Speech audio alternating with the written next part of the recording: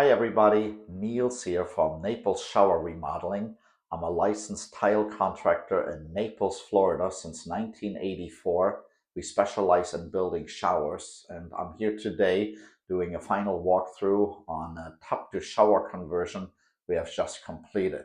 So I wanted to share with you what exactly the process was in this tub to shower conversion, start to finish, and how we went about using the different layers of materials to build this waterproof tile shower. First day we came out, we covered and protected all of the walkways. The owner removed personal belongings from the bathroom, and we then removed all of the wall tile and removed the bathtub, and we prepared the floor by chipping a trench so the plumber is able to move the drain, what is now the center of the new shower.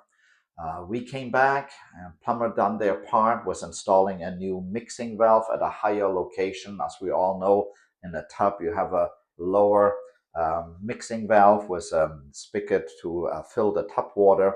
So this was moved into a higher location, and the shower head outlet was also moved up higher, and this is always something to consider. Oftentimes we come in, the showers head are very low, so moving this up allows multiple options on the shower next to, in this case, have a nice 12 by 12 rainmaker shower head coming down. Once the plumber was wrapped up, we came back in here. We checked all of the studs. We added some chims to get our cement wall boarding nice and plumb, screwed to the walls using rock-on screws, spacing 5 to 6 inches is the proper spacing of screwing the cement board to the metal studs. In this case, again, all metal studs, but the same rule goes if you have wooden 2x4s. The cement board, then all of the seams were taped with a 2-inch fiber mesh material where we join the wall board together, and we use a thin set compound to then fill that gap between those joints. The floor was then prepared by framing for our curb. We have a bonding agent, and we're using the Flow FX flange, bonding flange for the shower floor. The dry pack mortar bed, this is a cement-based mortar bed shower floor.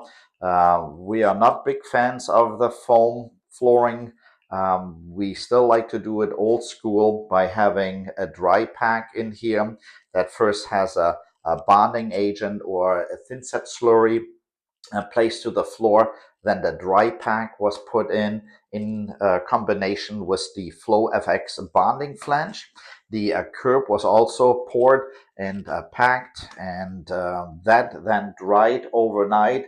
And the next day we came in and applied the Laticrete Hydroband waterproofing membrane system to the shower floor curb and to the walls as well. That step was done in 2 sessions, allowing one to dry before we applied the second coat. Once the waterproofing was completed, we came in and installed the shower floor tile, and then continued with the wall tile, so that the wall tile is always going to cap the shower floor and eliminating an unattractive grout line. And it's also functioning better as far as water coming down the shower wall tile, not hitting some grout line, but directly hitting the shower floor tile. This homeowner decided, since this is a guest bathroom, to go with 2 corner shelves. So this is a quartz material. Oftentimes we see that tile people like to cut a corner shelf out of their main wall tile, and to us that's just not acceptable. It's a very thin product at the end that you get, and not really attractive. Corner shelves are also installed with a very light slope. You got to be careful on that, not to put too much sloping on it, and that will allow water not to settle here, but drain off in the drying process. 12 by 24-inch porcelain tile installed in this particular case with a 1/8 inch grout joint using a leveling clip system, and the tile was installed with a multi-purpose thin set, directional troweling, keying in the mortar to the cement board, and also keying the back of the tile. So that went up. In the following days, we finished off the edges with the Schulter chrome profile that we used as well on the shower curb. And the shower curb has a nice slope, so the water will drain inwards once these frameless shower door barn style sliding doors are installed. This is done by an outside contractor, and their turnaround time, they were just here to measure, is about 2 weeks. But overall, we have a very beautiful shower, a high quality tile made by Atlas Concord. Enjoy working with their products. They're very nicely calibrated, very little warpage in the material.